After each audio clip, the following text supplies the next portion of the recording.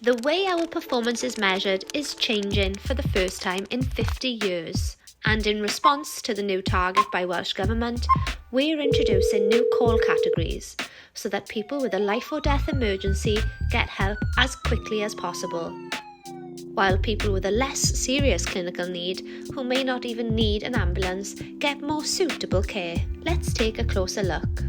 Patients with a life or death emergency will fall into one of two new categories. Either the purple category for cardiac or respiratory arrests, or the red category where a person's at high risk of a cardiac or respiratory arrest if they don't get help rapidly. Patients in these categories will be sent an ambulance on lights and sirens as quickly as possible. Meanwhile, patients not thought to be in imminent danger of death will have their calls screened by a paramedic or nurse to ensure they get the most appropriate care. If you do need an immediate response, we'll escalate your call to purple or red and send an ambulance as quickly as possible. But if you don't need help immediately, we'll pass your call to a paramedic or nurse for a more comprehensive assessment to ensure you get the right care according to your needs.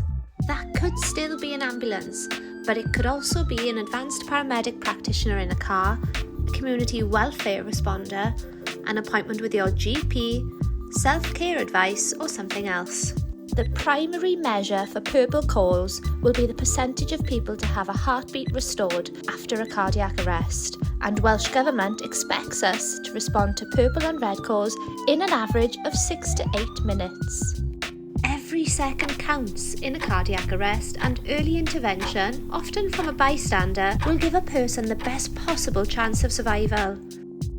Help us to improve cardiac arrest survival rates in Wales. Learn CPR. Register your defibrillator. Stand clear. Sign up to be a good SAM responder, or become one of our volunteers. Visit our website for more information.